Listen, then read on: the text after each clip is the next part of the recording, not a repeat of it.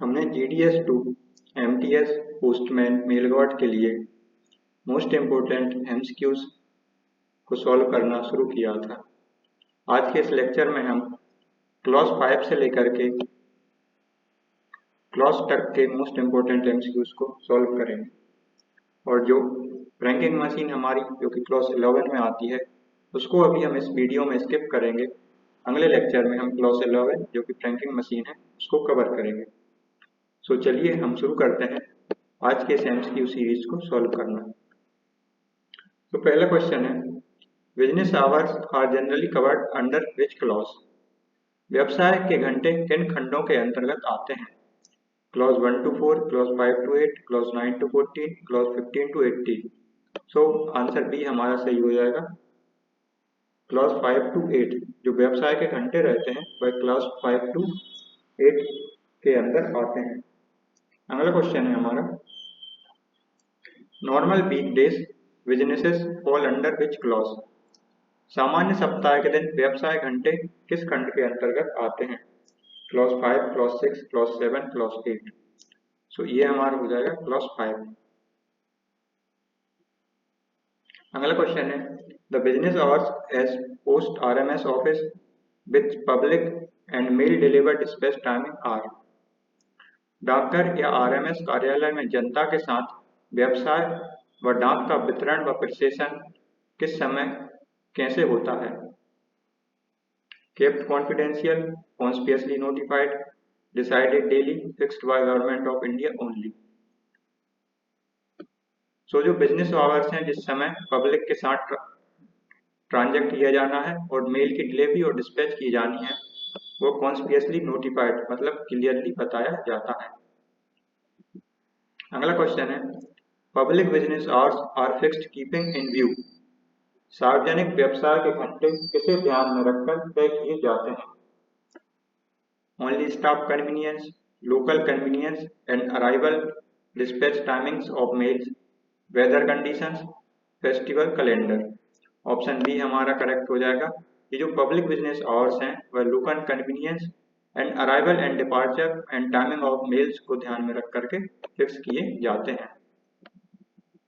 अगला क्वेश्चन है, for reference inquiry sale of postage stamp stationery and certificate of posting work can be done? संदर्भ पूछताछ डाक ticket या स्टेशनरी की बिक्री और डाक प्रमाण पत्र हेतु कार्य कब किया जाता है? Only first hour, during entire working hours of the office, only last hour, only on Sundays. तो सही आंसर हमारा बी करेक्ट हो जाएगा, during entire working hours of the office. अगला क्वेश्चन है, booking hours of registered insured articles including BP articles, parcels and telegraphic money orders are about? BP वस्तुएं, parcels व telegraphic money order सहित पंजीकृत अथवा बीमित वस्तुओं की बुकिंग का समय लगभग कितना होता है? 2 to 3 hours, 6 to 7 hours, 8 to 9 hours या 1 आवर्स? तो सही आंसर हमारा बी है, 6 to 7 आवर्स। 6 से 7 घंटों के दौरान रजिस्टर्ड और इंश्योर्ड आर्टिकल्स की बुकिंग की जाती है। अगला क्वेश्चन है, on Saturday the working hours of registered insured articles usually stop at? शनिवार को पंजीकृत बीमित वस्तुओं की बुकिंग सामान्यतः किस समय बंद हो जाती है? तो सही आंसर हमारा सी रहेगा, 3 PM। ऑप्शन से 1 PM, 2 PM, 3 PM, 5 PM। Answer C सही है, 3 PM। और ये जनरली 5 घंटों के दौरान यानी 10 से 5 की जाती, 10 बजे से लेकर 3 बजे तक 5 घंटों के दौरान की जाती है। अगला क्वेश्चन है, working hours for money orders, postal orders, saving bank, PO certificate transactions and telephone bill payment are about? Money order, postal order, बचत बैंक, डाकघर प्रमाण पत्र लेन देन और टेलीफोन बिल भुगतान का समय लगभग कितना होता है? ऑप्शन से हमारे 3 आवर्स, 5 आवर्स, 7 आवर्स, 10 आवर्स। सही आंसर भी आ जाएगा, 5 hours. On Saturday hours for money order saving wing transaction stop at. शनिवार को मनी ऑर्डर या बचत बैंक लेन देन किस समय बंद हो जाते हैं? 1 PM, 3 PM, 5 PM, 6 PM। सही ऑप्शन हमारा ए आ जाएगा।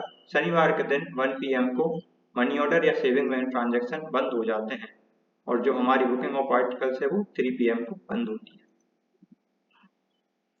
Post office is in charge of extra departmental agents GDS are kept open for a maximum period of। अतिरिक्त विभागीय एजेंटों GDS के प्रभाव वाले डाकघर यानी ब्रांच ऑफिस अधिकतम कितने समय के लिए खुले रहते हैं? 3 आवर्स, 5 आवर्स, 7 आवर्स, 8 आवर्स। सही आंसर हमारा बी हो जाएगा 5 आवर्स यानी 5 घंटे। Delivery of registered insured VP articles and payments of money order at the post office window is during. डाकघर की खिड़की पर पंजीकृत बीमित VP वस्तुओं की डिलीवरी और मनी ऑर्डर का भुगतान कब किया जाता है? Any time of the day, hours fixed of booking of respective class of articles, only morning hours, only after 5 PM। सही ऑप्शन हमारा भी है और fixed of bookings of respective classes of articles. मतलब जिन घंटों के दौरान रजिस्टर्ड इंश्योर्ड या VP आर्टिकल्स की बुकिंग की जाएगी उन्हीं घंटों के दौरान इनका भुगतान भी या डिलीवरी भी पोस्ट ऑफिस विंडो पर की जाएगी। अगला क्वेश्चन है, in most stationary RMS offices arrangements are made for booking of registered letters, mail articles, RD articles and. अधिकांश स्थित RMS कार्यालयों में पंजीकृत लेखों RD वस्तुओं की बुकिंग के साथ साथ किस चीज की व्यवस्था है? Money order payment, sale of postage stamp and stationery, saving bank deposit, telephone bill payment. तो सही आंसर हमारा बी है कि जो RMS कार्यालय है उनमें इन सुविधाओं के साथ साथ सेल ऑफ पोस्टेज स्टैम्प और स्टेशनरी की सुविधा भी उपलब्ध है। Value payable articles and money orders cannot be booked to the address of। VP वस्तुएं और मनी ऑर्डर किसके पते पर बुक नहीं की जा सकते हैं? GPO, army post office, branch post office, head post office. सही आंसर हमारा बी हो जाएगा आर्मी पोस्ट ऑफिस। किसी भी आर्मी पोस्ट ऑफिस के लिए वैल्यू पेबल आर्टिकल्स और मनी ऑर्डर्स बुक नहीं किए जा सकते हैं। As per post office regulations 2024, hours for reference and inquiries are. डाकघर विनियम 2024 के अनुसार संदर्भ और पूछताछ के घंटे क्या है? 6 hours, 5 hours, during entire working hours at the office 3 hours. सही आंसर हमारा सी हो जाएगा during the entire working hours of the office. किसी भी रेफरेंस या पूछताछ के लिए आप during entire working hours of office के दौरान पूछताछ कर सकते हैं। As per Post Office Regulations 2014, counter services like booking, posting of item, insurance premium collection hours are। डाकघर विनियम 2024 के अनुसार डाकघर सेवाओं जैसे बुकिंग, पोस्टिंग, प्रीमियम संग्रह के घंटे क्या है? 5 आवर्स, 6 आवर्स, 7 आवर्स, 8 आवर्स। सही आंसर हमारा भी आ जाएगा 6 आवर्स।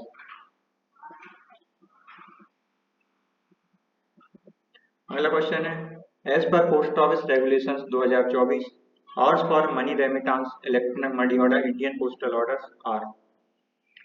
डाकघर विनियम 2024 के अनुसार धन प्रेषण, इलेक्ट्रिक मनी ऑर्डर, भारतीय पोस्टल ऑर्डर के घंटे क्या हैं? Option 5 hours, 6 hours, 4 hours, during entire working hours.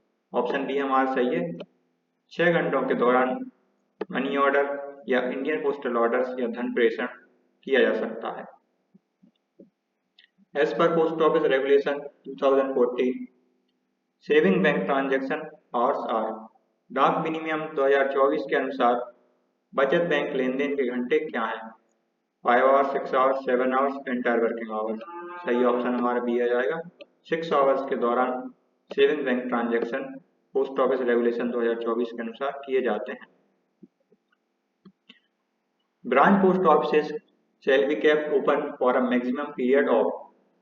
शाखा डाकघर अधिकतम कितने समय के लिए खुले रखे जा सकते हैं? 3 hours a day, 5 hours a day, 6 hours a day, 8 hours a day. सही आंसर हमारा बी आ जाएगा, 5 hours a day. Who is empowered to specify the business hours of post offices under their jurisdiction? अपने अधिकार क्षेत्र के अंतर्गत डाकघरों के व्यावसायिक घंटे निर्दिष्ट करने का अधिकार किसे है? मतलब जो पोस्ट ऑफिस के बिजनेस यानी कार्य करने के घंटे हैं उनको निर्धारण करने का अधिकार किसके अंदर है? Only circle head, regional head and divisional head, only divisional head, only post master general. सही आंसर हमारा बी आएगा, circle head, regional head and divisional head, इन तीनों के ही पास बिजनेस आवर्स को निर्धारित करने का अधिकार होता है। Who may specify business hours days other than working days including Sunday and holidays? कार्य दिवसों के अलावा अन्य दिन जैसे कि रविवार व अन्य अवकाश के दिन व्यावसायिक घंटों का कौन निर्दिष्ट कर सकता है? सर्कल हेड और regional head, divisional head only, सब head only, post master.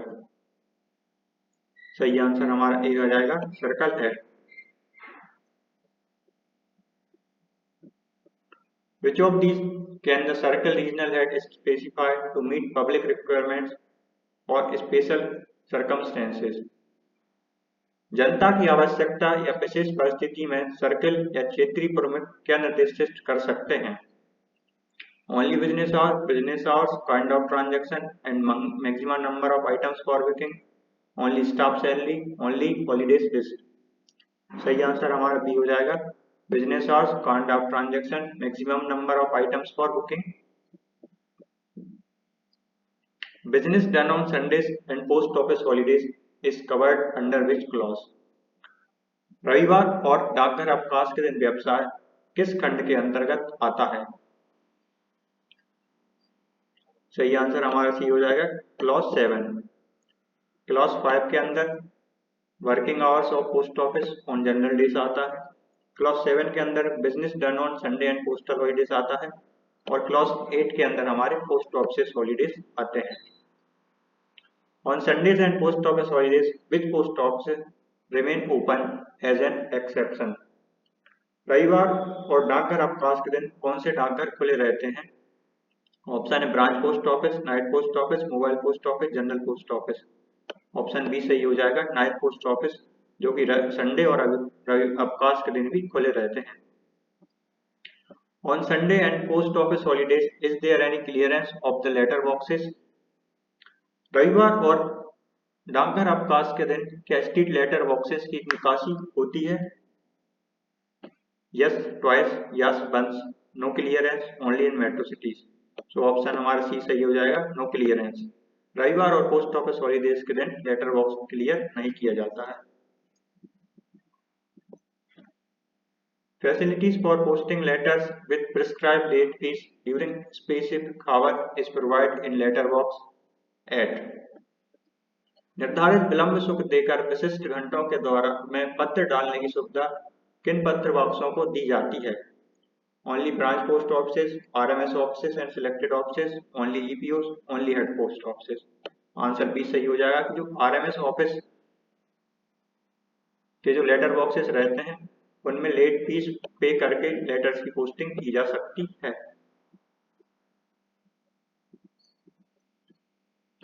Such late fee posting can also be made in the letter boxes of। ऐसी विलंब शुल्क पोस्टिंग किन के लेटर बॉक्स में भी की जा सकती है? तो पहले हमने देखा कि जो आरएमएस ऑफिसेस हैं उनके लेटर बॉक्स में लेट फी पेमेंट करके आर्टिकल्स की पोस्टिंग की जा सकती है। इसी तरह की लेट फी पोस्टिंग किसके लेटर बॉक्स में की जा सकती है? Mail vans of RMS section, private couriers, railway station only, bus stand. तो ऑप्शन ए हमारा सही है, mail vans of RMS sections. Machine print article should not be posted and. Machine से प्रिंट किए गए लेख कहाँ पोस्ट नहीं किए जाने चाहिए? Only mail van letter box, post office letter box और mail van letter box, only post office letter box, none of the above restriction applies. तो सही आंसर हमारा बी हो जाएगा कि जो मशीन प्रिंट आर्टिकल्स हैं वो ना तो पोस्ट ऑफिस के लेटर बॉक्स में ना ही मेल वैन के लेटर बॉक्स में पोस्ट किए जाने चाहिए।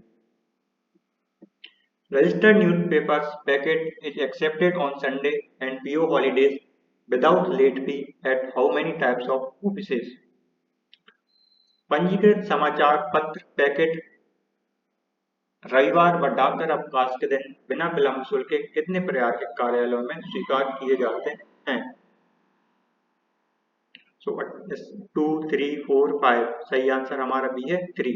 और ये कौन कौन से ऑफिस हैं? Press sorting office, RMS office and night post office.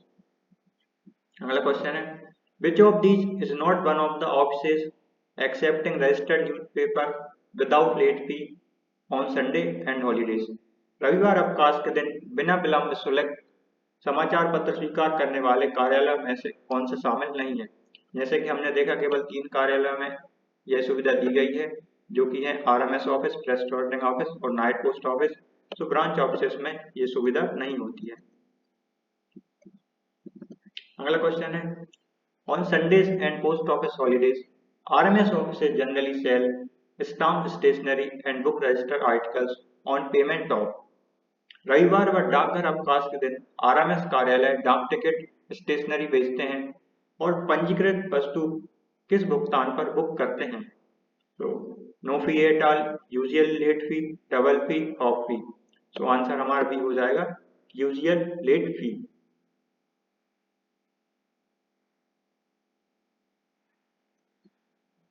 Post office holidays is covered under which clause? डाकघर अवकाश किस खंड के अंतर्गत आते हैं? Clause 6, clause 7, clause 8, clause 9।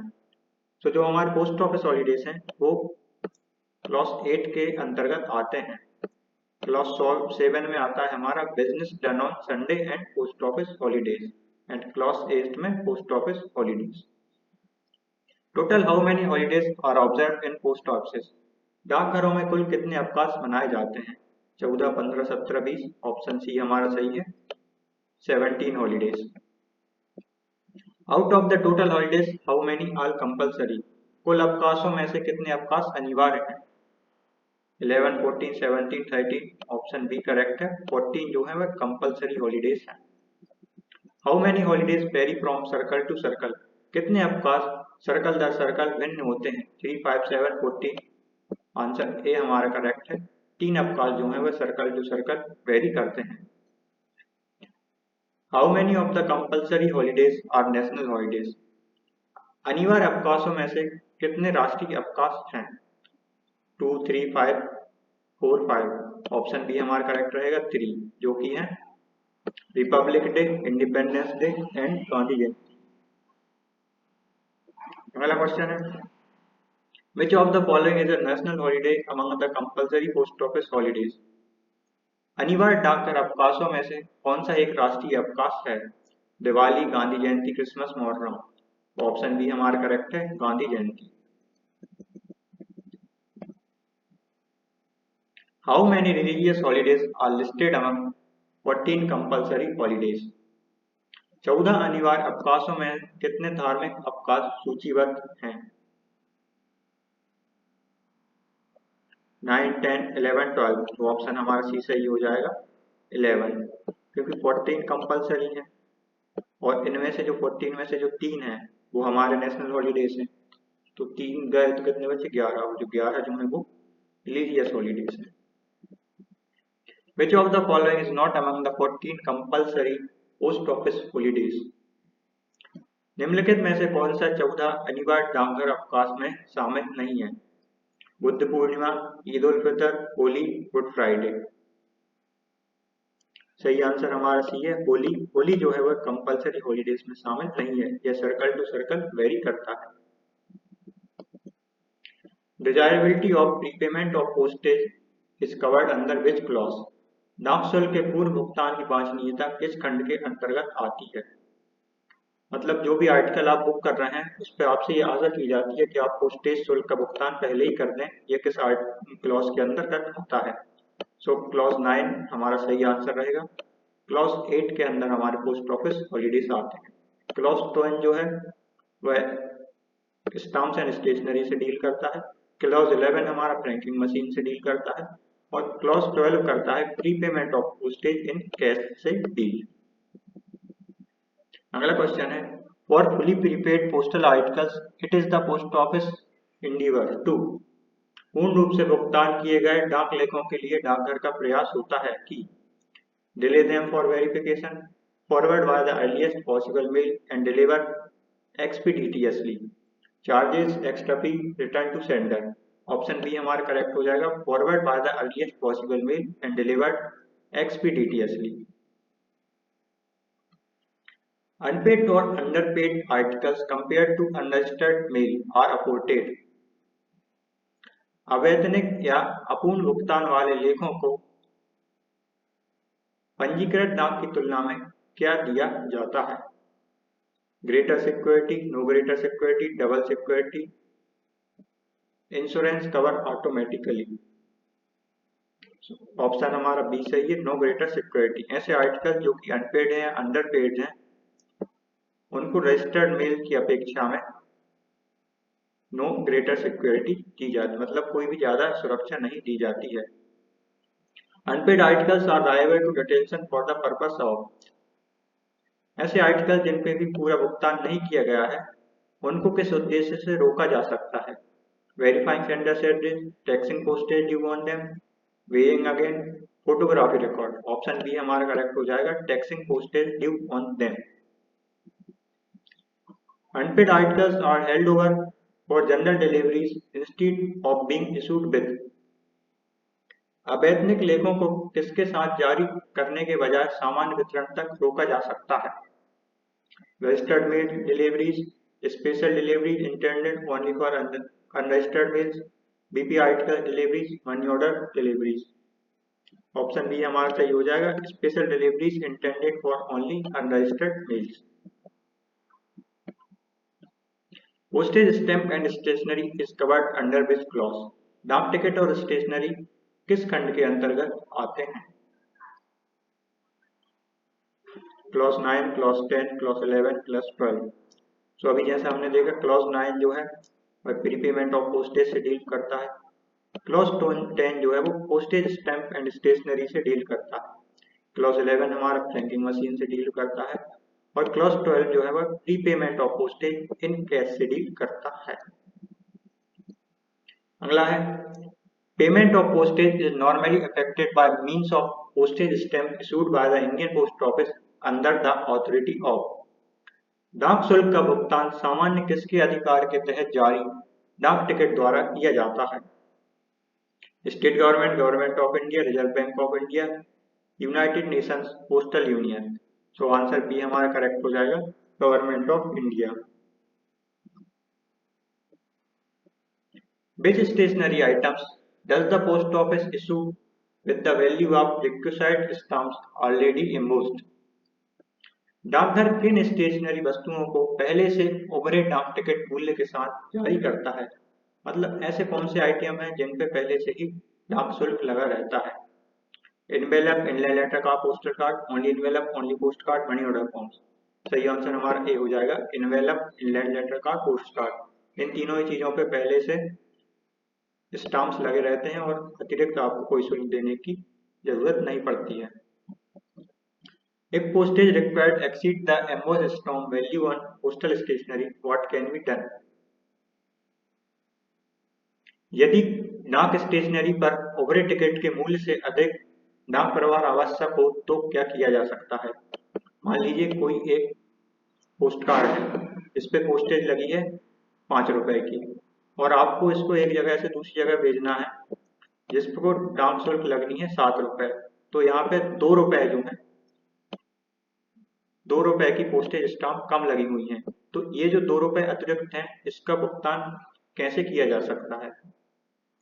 Article is rejected, additional postage stamp can be fixed, sender must buy new stationery, fee is waived.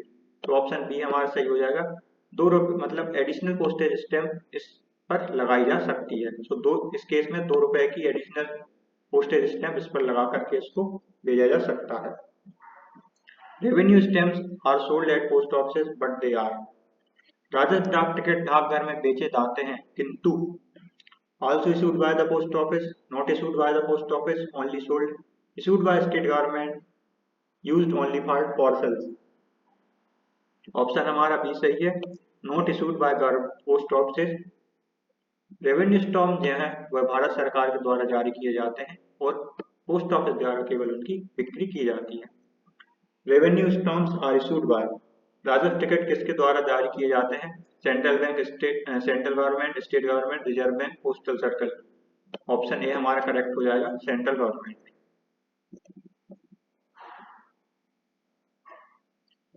Can revenue stamps be used for payment of postage? क्या राजस्व टिकट का उपयोग डाक शुल्क भुगतान के लिए किया जा सकता है? Yes always, no there, they can not be used for postage payment, only for parcels, only for Sundays. Option B हमारा करेक्ट हो जाएगा, they can not be used for postage payment. मतलब जो राजस्व टिकट है उनका भुगतान डाक शुल्क के लिए नहीं किया जा सकता है। Apart from postage stamps, postage charges can also be paid through. डाक टिकट के अलावा डाक प्रभार का भुगतान किसके माध्यम से किया जा सकता है? Impression on franking machine, bank cheque only, UPI only, credit note. So option A हमारा करेक्ट है कि जो फ्रैंकिंग मशीन के इम्प्रेशन हैं उनसे भी डाक शुल्क का भुगतान किया जा सकता है। अगला क्वेश्चन है, philately bureau are established by the department to cater the needs of.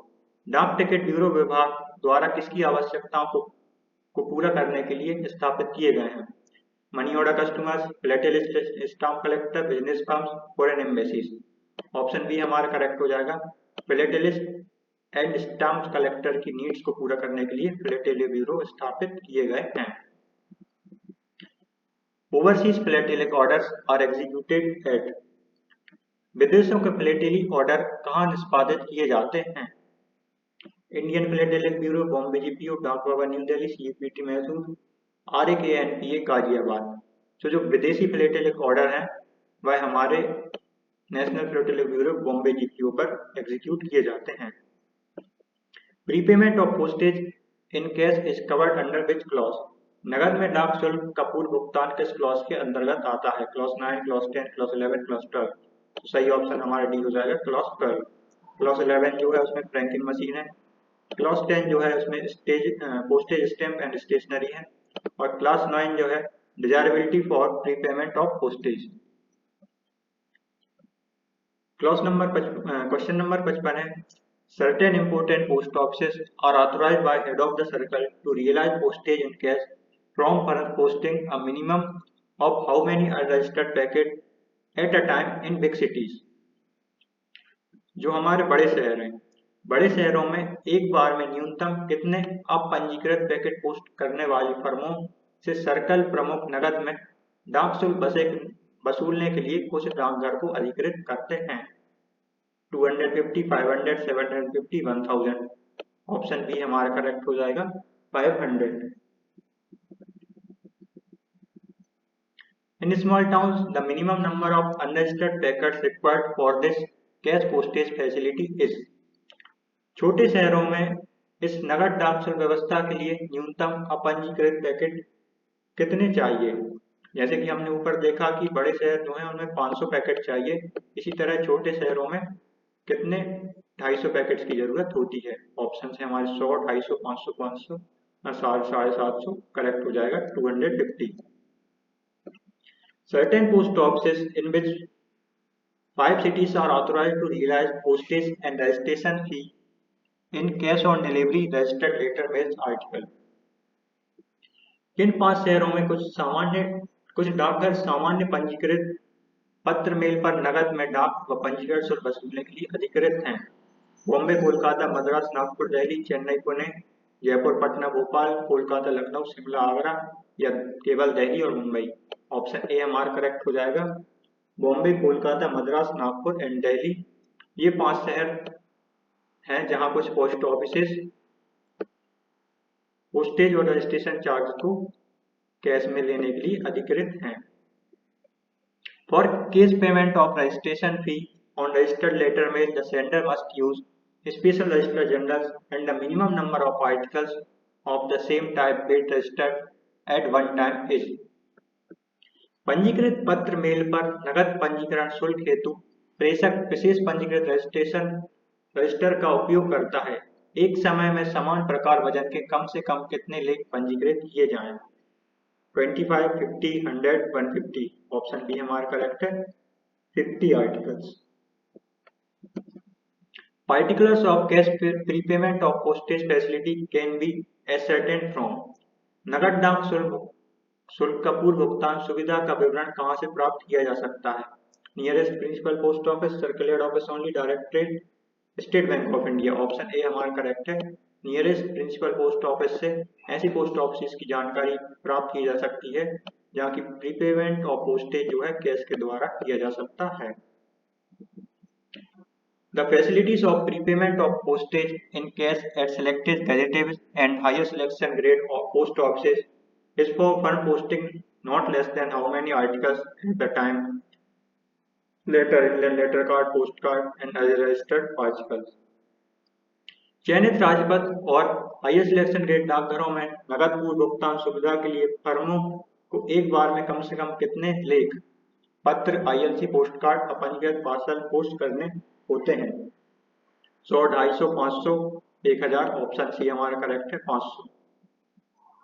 The facilities of prepayment of postage in cash subject to certain condition is available for these. नगद में डाक शुल्क का पूर्व भुगतान की सुविधा किन के लिए उपलब्ध है? ऑप्शन है letter, ILC, post card, packet, unregistered articles, registered newspaper, only registered articles, only money orders, only speed post articles.